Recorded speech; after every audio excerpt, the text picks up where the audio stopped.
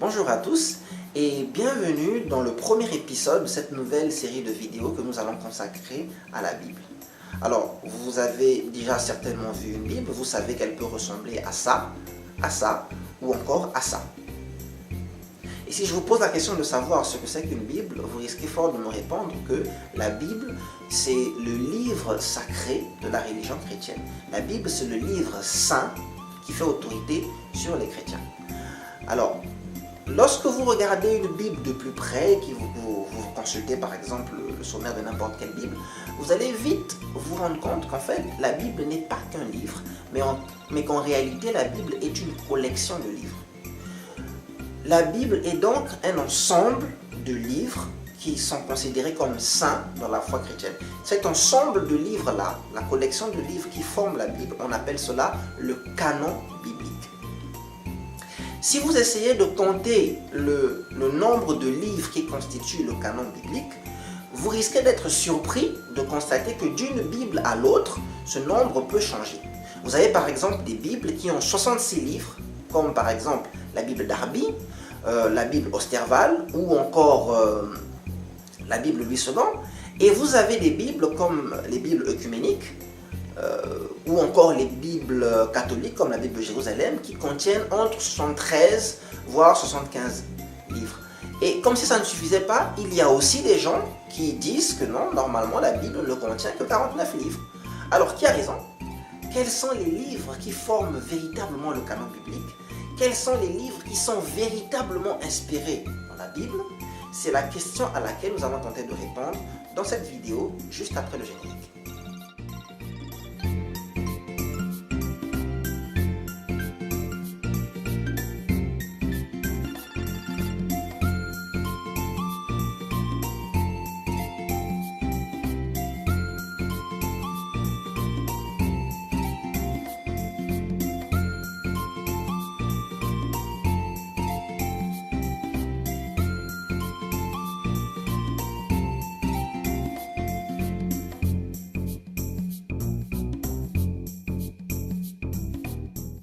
Encore une fois, bonjour à tous. Avant d'entrer dans le vif du sujet, je tenais à rappeler que le christianisme est la religion fondée par Jésus-Christ de Nazareth, puisqu'il a dit dans les évangiles qu'il bâtira son église et que les portes du séjour des morts ne prévaudront pas contre elle. Alors, puisque Jésus-Christ est le fondateur du christianisme, alors il est donc le mieux placé pour nous parler de tout ce qui concerne la religion chrétienne. Et ça veut dire d'abord que nous ne pouvons pas valablement parler d'un sujet qui concerne le christianisme sans nous tourner en priorité vers ce que Jésus-Christ a enseigné ou a dit à ce sujet. Et l'autre chose que ça implique, c'est qu'on ne peut pas se dire véritablement chrétien si les enseignements de Jésus ou les paroles de Jésus n'ont pas de poids dans nos vies. Parce que c'est ce que Jésus attendait de ses disciples. Jésus attendait que ses disciples gardent ses prescriptions, puisqu'il dira par exemple: pourquoi m'appelez-vous Seigneur, Seigneur, si vous ne faites pas ce que je vous dis?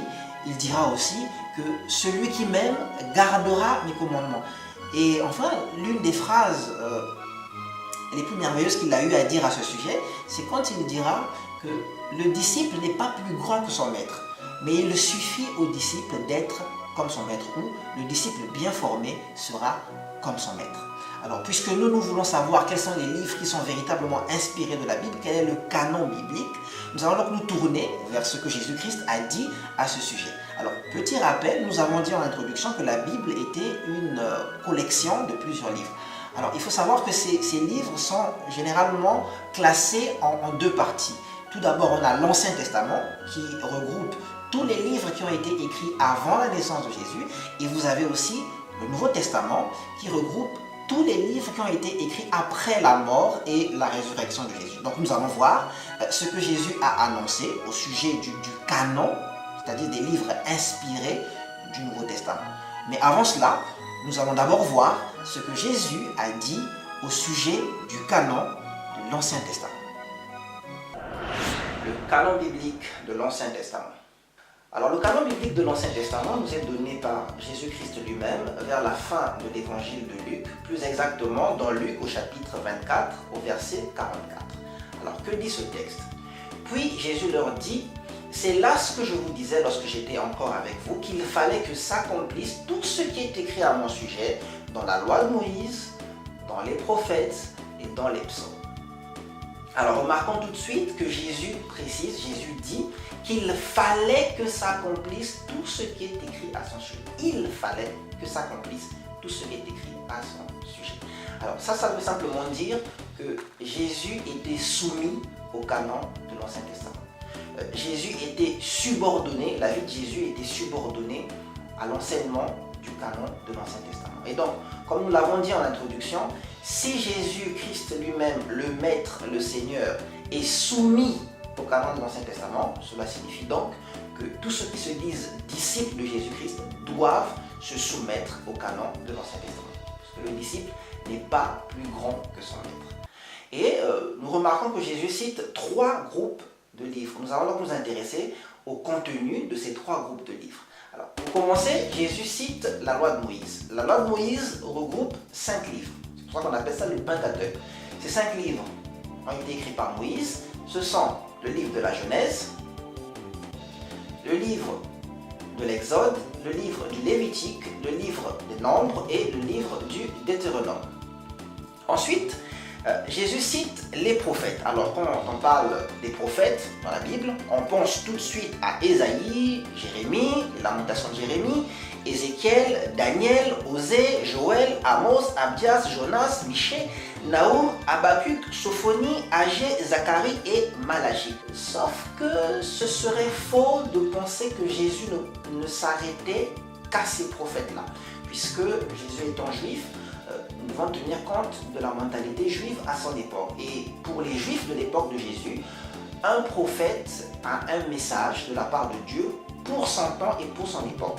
Autrement dit, un prophète est fortement lié à l'histoire du peuple de Dieu. Ce qui signifie qu'en fait, tous ces livres que la théologie moderne occidentale appelle les livres historiques sont en fait des livres prophétiques, tout au moins dans la mentalité et dans la conception de Jésus-Christ.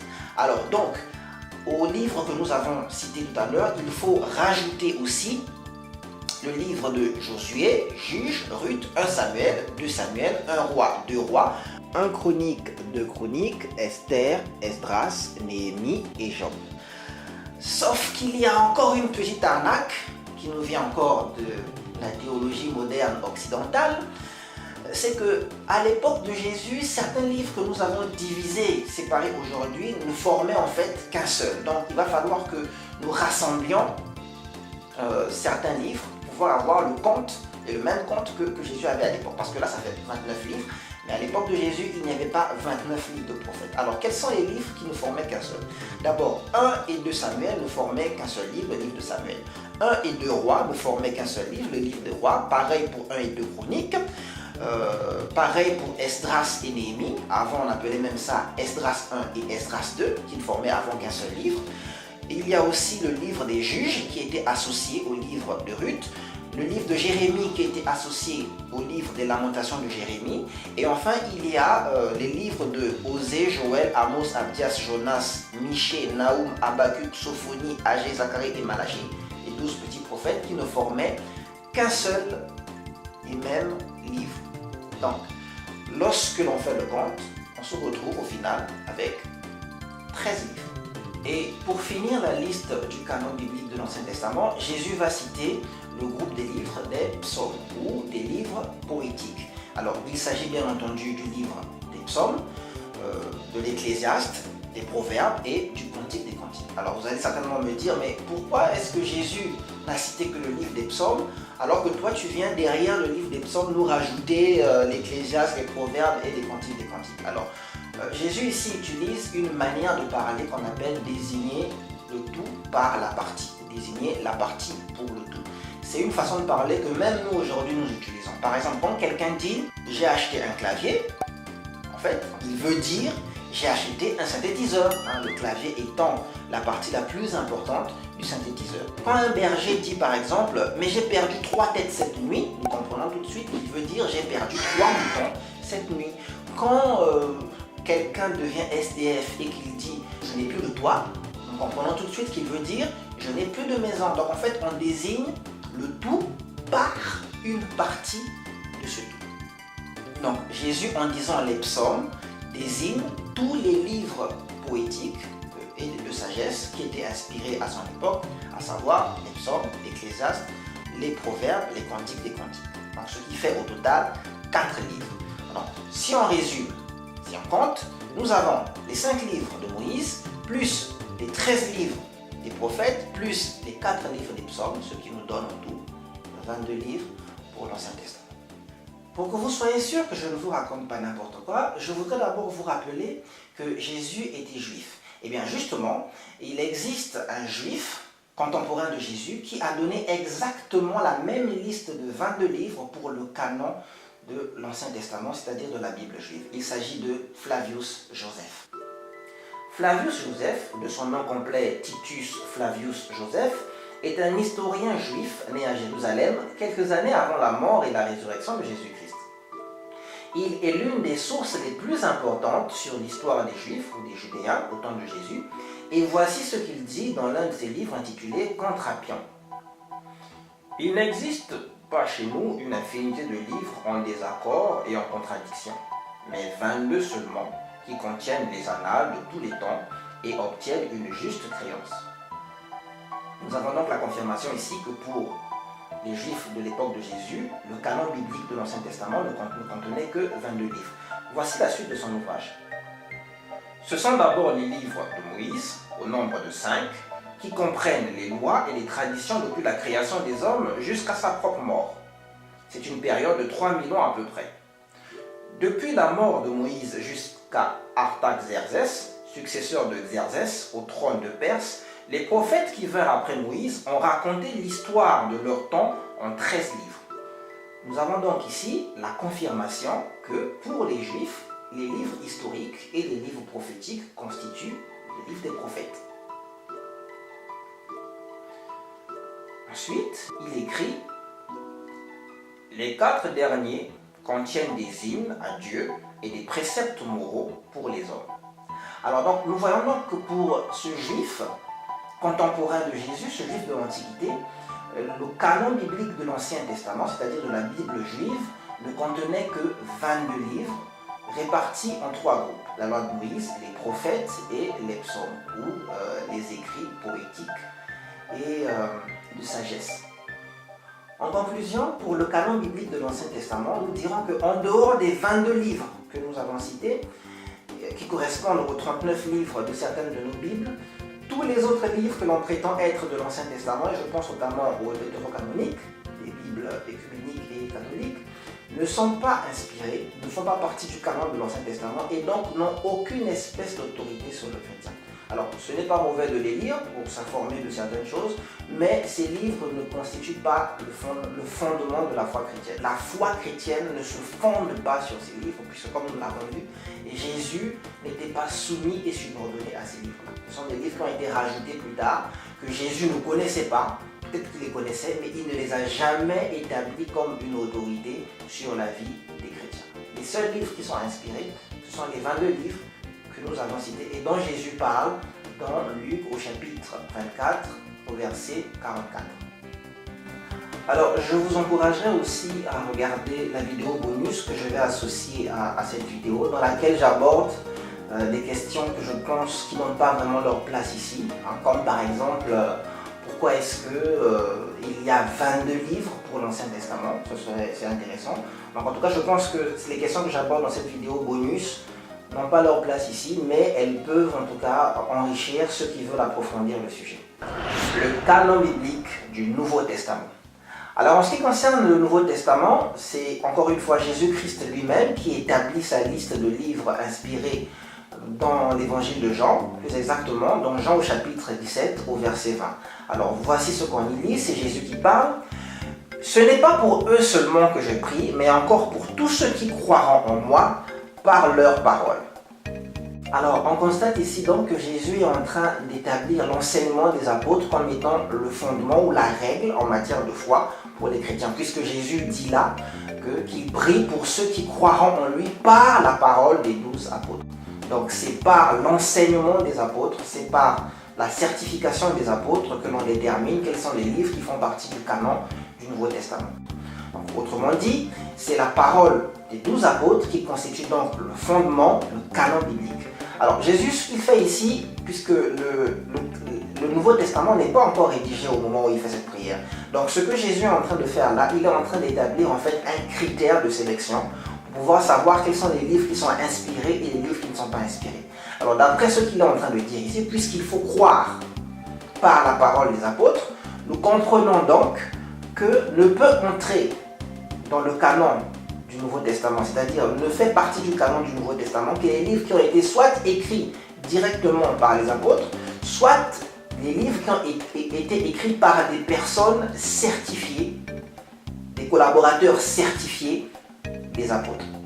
Donc ici, on peut dire que le critère pour qu'un livre puisse être inspiré et entrer dans le canon du Nouveau Testament, c'est qu'il faut que ce livre-là ait soit été rédigé par un des 12 apôtres de Jésus-Christ, soit qu'il ait été rédigé par des collaborateurs ou des personnes qui ont été certifiées par les 12 apôtres.